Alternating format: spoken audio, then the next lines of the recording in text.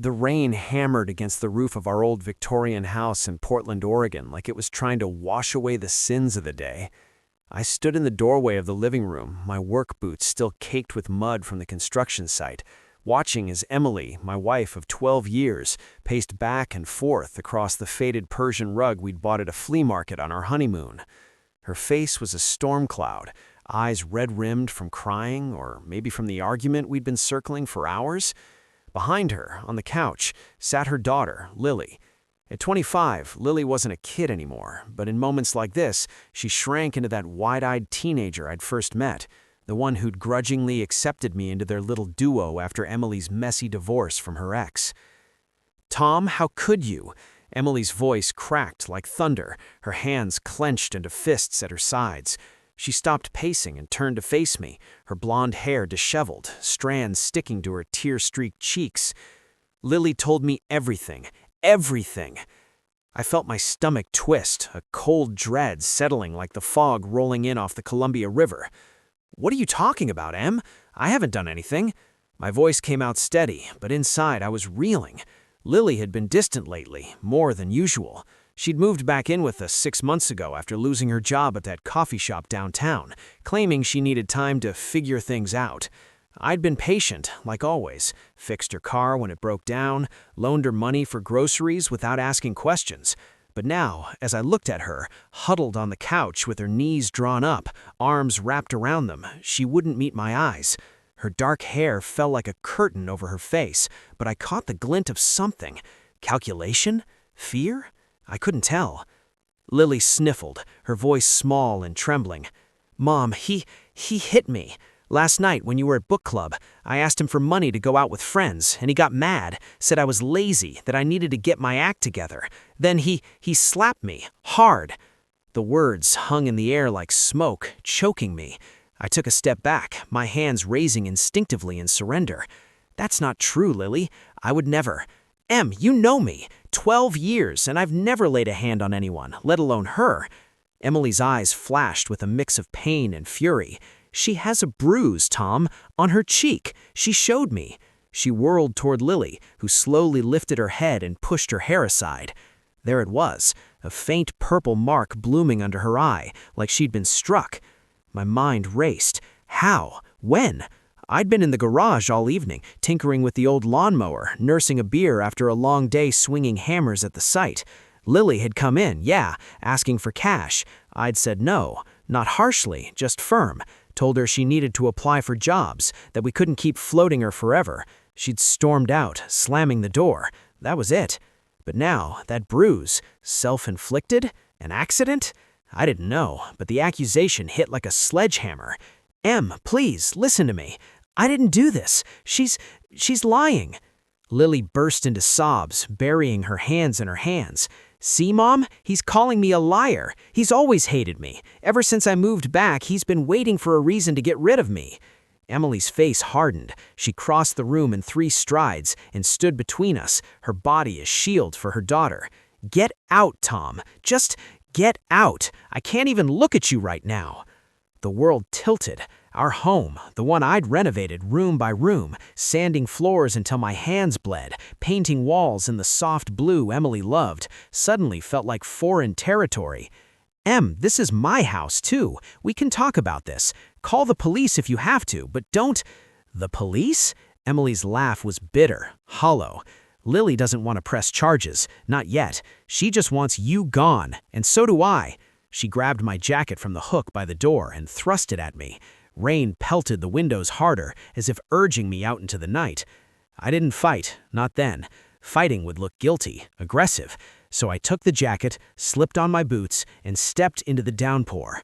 The door clicked shut behind me, the sound final as a gavel. My truck was parked in the driveway, keys still in my pocket from work. I climbed in, water soaking through my shirt, and just sat there for what felt like hours, staring at the house lights flickering through the rain-streaked windshield. How had it come to this? That night started like any other Wednesday in our quiet suburb. I'd come home from the job site around 6, muscles aching from hauling lumber all day. The air smelled of wet earth and pine from the nearby woods. Emily was in the kitchen, chopping vegetables for stir-fry, her favorite apron tied around her waist, the one with the faded sunflowers I'd given her for Mother's Day years ago. Lily was upstairs in her room, music blaring through the door as usual, hip-hop beats that rattled the floorboards. "Dinner in 20, Emily called as I kicked off my boots in the mudroom. I washed up, the hot water stinging the cuts on my knuckles from a slipped tool earlier. In the mirror, I looked tired, lines around my eyes deeper than at 45, gray threading through my brown hair. But I was content, or thought I was. Emily and I had built a life here after her ex, a deadbeat who'd skipped town owing child support, left them high and dry. I'd stepped in, not as a replacement dad for Lily, she was 13 then, too old for that, but a steady presence. Paid for braces, drove her to soccer practices, even walked her down the aisle at her high school graduation when her bio dad didn't show up.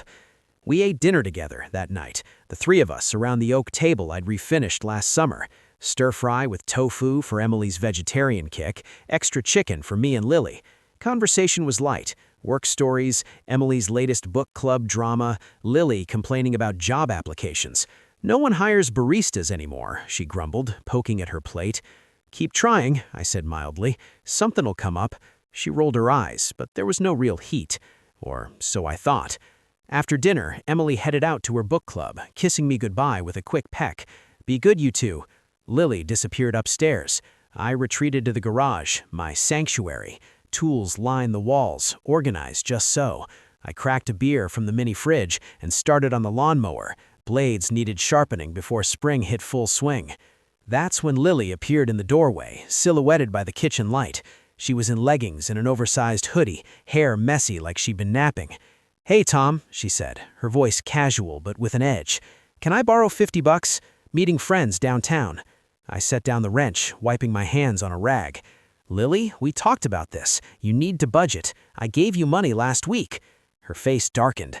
"It's just 50. Come on, don't be a dick." "Watch your language," I said, keeping my tone even.